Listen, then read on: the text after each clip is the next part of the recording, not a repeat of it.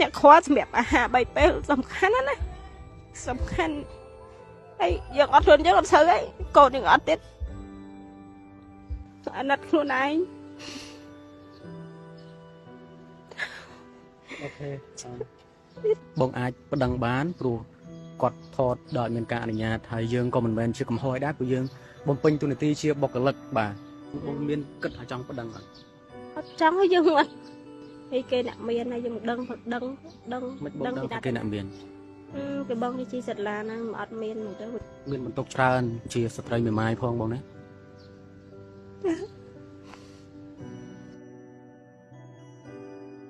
្ងៃហ្នឹងអ៊ំត្រីដាណាជូនម៉ាក់ហើយនឹងអូន$500ចឹងលុយនេះអូនយកទៅប្រើប្រាស់ហើយ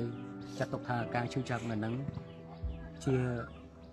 រឿងដែលត្រូវចងចាំក្នុងជីវិតរឹងមាំខំរៀនដើម្បីធ្វើជាមេគេបាទឃើញគំរូម៉ាក់ធ្វើកូនចៅគេពេលគេស្ដីឲ្យយើងអត់ហ៊ានទេព្រោះអីគ្រប់ទូនាទីខ្លួនឯងអញ្ចឹងអូនត្រូវខំរៀនធ្វើជាមេគេកុំឲ្យកំសត់ដោយម៉ាក់ឬអត់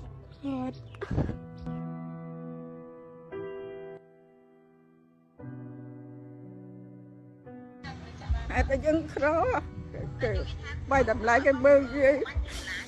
ខ្ញុំមិនអត់កូន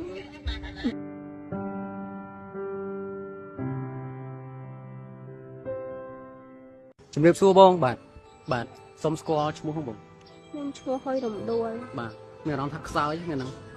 ខ្ញុំអត់ស្គាល់ខ្លួនបាទមិនចឹងភ័យពេកឬក៏មិនពេលឃើញរូបរបស់ខ្លួនឯងដែល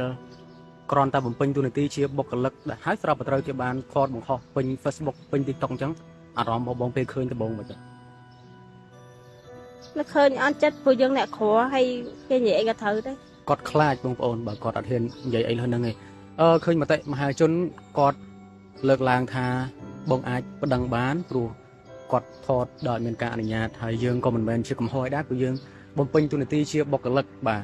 បងមានគិតថាចង់ប្តឹងអត់ចង់ឲ្យយើងអត់ហើយគេអ្នកមានហើយយើងដឹងគេអ្នកមានគេបងនេះជីសិតឡាណាអត់មានមកទៅយើងអ្នកចាក់សាំងរកពាក់ខែហូបមួយគ្រាន់ហ្នឹងថ្ងៃបន្ទាប់ពីឃើញបងប្អូនគាត់ខមមិនអាណិតបងច្រើនបងអាណិតខ្លួនឯងអត់អាណិតខ្លួនឯងលើថាបងមានបន្ទុកច្រើនជាស្ត្រីមេម៉ាយផងបងណា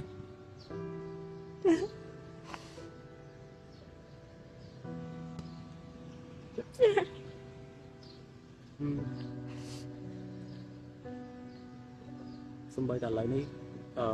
បងប្អូនថាអាចប្តឹងបានព្រោះគាត់បំពេញលើបងប៉ុន្តែបងអត់ហ៊ានទេយើងក្រយើងក៏អត់ហ៊ាននិយាយអីច្រើនពេលហ្នឹងដោយសារអីយើងមានបន្ទុកច្រើនយើងអាចធ្វើឲ្យប៉ះពាល់អារម្មណ៍គ្នាគាត់ស្ដីឲ្យគាត់ថាឲ្យគាត់ថតវីដេអូផុសគាត់អត់ចាក់ទៀតពេលហ្នឹងអារម្មណ៍បងពេលគាត់ជិះចេញទៅខ្ញុំនិយាយថាខ្ញុំក្នុងហ្នឹងខ្ញុំអត់មាននិយាយពីថាអត់ចាក់សាំងឲ្យគាត់ទេខ្ញុំអត់និយាយពីថាខ្ញុំអត់ទទួលលុយខ្មែរទេខ្ញុំថាខ្ញុំចូលតាបងខ្ញុំយកតាយកនិយាយពីថាអត់យកលុយខ្មែរតាអ្នកណាថាមកចាក់សាំងអត់យកលុយខ្មែរទៅបងឯងគឺមើលអារម្មណ៍របស់បងភ័យខ្លាចបាត់បង់ការងារមានកើតឡើងចាតែខ្លះគិតដែរថាមេអញតាជាប្រជុំហើយព្រោះយើងមានបញ្ហាមួយភ្ញៀវអញ្ចឹងណាខ្ញុំគិតចឹងខ្ញុំគិតថាហើយមេក៏គាត់ប្រាប់ថាគាត់អត់ប្រជុំទេគាត់ប្រាប់ខ្ញុំថាអត់ប្រជុំទេព្រោះគាត់ដោះស្រាយបានអត់អីទេគាត់កំហុសតិចតួចហើយយើងក៏មិនអ្នកខុសដែរអាណិតខ្លួនឯងអូខេចាមានកូនទេបងនៅទេខ្ញុំមានកូន2បាទ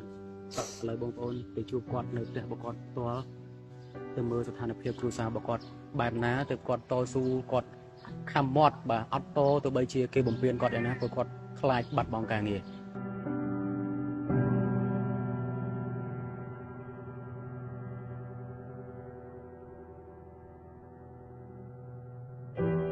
ផ្ទះនេះមិនមែនផ្ទះរបស់គាត់ទេផ្ទះរបស់ម្ដាយបាទម្ដាយឪពុកបាទខ្ញុំរបស់ប្តីខ្ញុំបាទតែយើងក្រគេ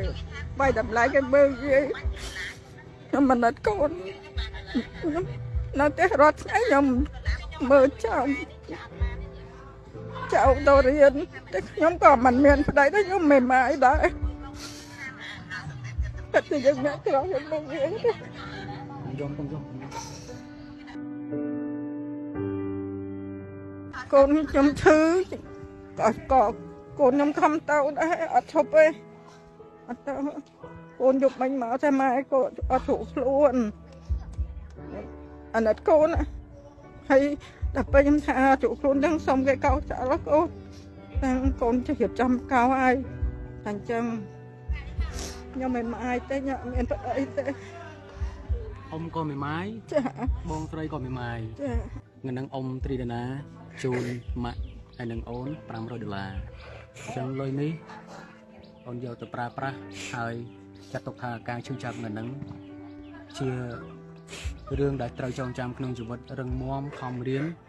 ដើម្បីធ្វើជាមេគេបាទឃើញគំរូម៉ាក់ធ្វើកូនចៅគេ ចា ពេលគេស្ដីឲ្យយើងអត់ហ៊ានទេព្រោះអីគ្រប់ទូនីតិខ្លួនឯងអញ្ចឹងអូនត្រូវខំរៀនធ្វើជាមេគេកុំឲ្យកំសត់ដោយម៉ាក់ឬអត់ អត់ មិនបានបងសម្រាប់ចិត្តទៅធ្វើការនៅឡើយ ខ្ញុំអត់មានការងារធ្វើអត់មានការងារធ្វើ តាំងពីកូវីដ អត់មានការងារធ្វើខ្ញុំចេះធ្វើនេះធ្វើនោះរោងចក្រខ្លះទាំងទៅពេលរោងចក្រពេលកូវីដហ្នឹងគេជំរុញអញ្ចឹងទៅខ្ញុំក៏ឈប់គេជំរុញកម្មករហើយខ្ញុំឈប់ហើយតែពេលខ្ញុំចេះរកនៅនេះធ្វើនោះចឹងចាំខ្លួនឯងហ្នឹងបើអត់មានណាគេចាំយើងមកយើងចាំខ្លួនឯងហើយយើងត្រូវចាំកូននេះទៅបងសាលា យើងម្នាក់20 40 ជាងជាម៉ែជាឪគេណាជួយយើងមិនណាជួយយើងហើយយើងបើយើងអត់ខំអ្នកខ្វល់សម្រាប់អាហារ3ពេលសំខាន់ណាស់សំខាន់ហើយយើងអត់ខ្លួនយើងអត់ស្រូវហើយកូនយើងអត់ទៀតខ្ញុំខំធ្វើចូលឆ្នាំទៀតអស់ចូលឆ្នាំមេគាត់គិតអស់មួយថ្ងៃ20រៀលដែរហើយអាហ្នឹងគាត់ OT មួយយើងគាត់ឲ្យយើងឲ្យបុគ្គលិកហើយពីថ្ងៃមិញគាត់ឲ្យបុគ្គលិកអ្នក100000ដែរតើការខ្ញុំគាត់ស្រួលគាត់ឃើញចូលឆ្នាំអញ្ចឹងគាត់ចែកបុគ្គលិកឲ្យអ្នក100000 បងហត់នឿយពីមួយថ្ងៃទៅមួយថ្ងៃពេលដែលបងអស់កម្លាំងចិត្តម្ដងបងនិយាយជាមួយខ្លួនឯងថាម៉េច ដូចតែពាក្យថាដោះស៊ូប្រាប់ខ្លួនឯងថាដោះស៊ូមិនបាក់អីតែយើងគេក៏បាក់ដែរប្រាប់ខ្លួនឯងថាអញ្ចឹងថាបើយើងមិនខំណាខំអត់មានណាគេខំទេគេពីខ្លួនយើងប្រាប់ខ្លួនឯងរាល់ថ្ងៃថាខំដោះស៊ូខ្ញុំត្រូវដាក់មកដងពេលផឹកអីមួយទឹកធ្វើកម្មថ្ងៃបងល្ងាចបីចុកបានខ្ញុំមកវិញយើងគិតច្រើនពេលខ្លះខ្ញុំថាបើអត់ការងារទៅខ្ញុំធ្វើបានអីធ្វើអីរកអីបន្តទៀតកូនខ្ញុំធំហើយគាត់អាយុ12ឆ្នាំបៅអាយុ10ឆ្នាំហើយយើងកាន់តែចាស់ហើយយើងអត់មានអីថាលឹងថឹងការងារឲ្យនឹងថឹងការងារដាក់ធ្វើនេះបន្តិចនោះបន្តិចអញ្ចឹងអត់មានការងារច្បាស់លាស់ខ្ញុំគិតច្រើនណា 3នាក់ម្ដាយកូនរបស់គាត់នេះគាត់នៅជាមួយនឹងម្ដាយបង្កើតរបស់គាត់បាទហ្នឹងហើយតែម្ដាយបង្កើតរបស់គាត់ក៏ស្រឡាញ់គាត់មើលថែជួយមើលចៅមើលអីចឹងទៅបាទបាទឥឡូវនេះចង់ឲ្យបងចែករំលែកពីបទពិសោធន៍ជីវិតរបស់ខ្លួនឯងទៅកាន់បងប្អូនផ្សេងទៀតដែលធ្វើការងារអីគេធ្វើមិនបានបងអាចអត់ទ្រាំជាមួយនឹងពាក្យសម្ដីរបស់ភ្ញៀវប្រភេទដូចតែបងជួបនឹងបាន ប៉ាត់ខ្ញុំជួបច្រើនលើសហ្នឹងទៀតប៉ុន្តែយើងនឹងអ្នកតោះយើងអ្នកធ្វើការយើងប្រាប់ខ្លួនឯងថាទ្រាំ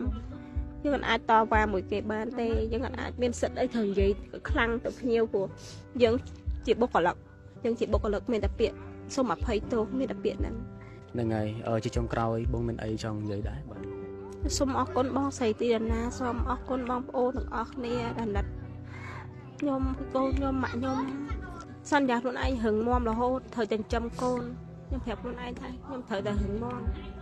ប្រាប់ខ្លួនឯងរាល់ថ្ងៃហ្នឹងទៀតហ្នឹងប្រាប់រាល់ថ្ងៃខ្ញុំថាកុំឲ្យខ្លួនឯងបាក់ទឹកចិត្ត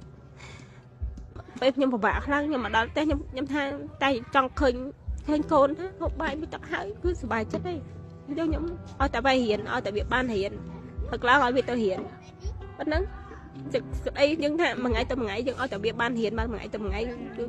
ថ្ងៃខ្លះវាអត់លុយតាមបាយដាក់អស់ឲ្យកូនចឹងទៅ បាទ ថ្ងៃខ្លះមានលុយ ស្ដាប់ការរៀបរាប់របស់គាត់មកគាត់មិនមែនត្រឹមតែជាបុគ្គលិកដែលបងប្អូនត្រូវយកគំរូតាមចំពោះការអត់ធ្មត់ទេប៉ុន្តែគាត់ក៏ជាម្ដាយដែលល្អចេះរៀបចំគ្រួសាររបស់គាត់បាទទោះបីជាគាត់បច្ចុប្បន្ននេះនៅតែឯងបាទរ៉ាប់រងបាទមានកូនដល់ទៅ2នាក់ហើយគាត់ត្រូវគ្រប់គ្រងកូនរបស់គាត់ឲ្យបានរៀនសូត្រត្រឹមត្រូវដូចគេបាទតែជូនពរឲ្យគាត់ជោគជ័យនៅក្នុងជីវិតហើយសម្រាប់បងប្អូនដែល ស្រឡាញ់ទឹកចិត្តនៃការតស៊ូបាទស្រឡាញ់ទឹកចិត្តជាម្ដាយបាទស្រឡាញ់ទំនួលខុសត្រូវរបស់គាត់បាទបងប្អូនអាចមកជួបគាត់បានដើម្បីផ្ដល់ជំនួយអីផ្សេងៗដែលបងប្អូនចង់ផ្ដល់ជូនគាត់បន្តទៀតបាទហើយបងទីតាំងនេះនៅភូមិអីគេដែរ នៅភូមិស្វាយធំភូមិតាពាំងធំស្រុកទឹកឈូខេត្តកំពត បាទចឹងអរគុណច្រើនបងណាជូនពរសំណាងល្អណាបាទ ចង់ បាទ ដៅខ្ញុំសូមអរគុណលោកជំទាវព្រីរណាដែលជួយកូនខ្ញុំសូមឲ្យគាត់រស់ស៊ីមានបានតិចតិជុំកាន់តែមានទៅហ្នឹងហើយឲ្យសុខភាពល្អអាយុវែង ធូបអ៊ំជូនពរសុខភាពល្អដូចគ្នាអ៊ំបាទអរគុណបាទ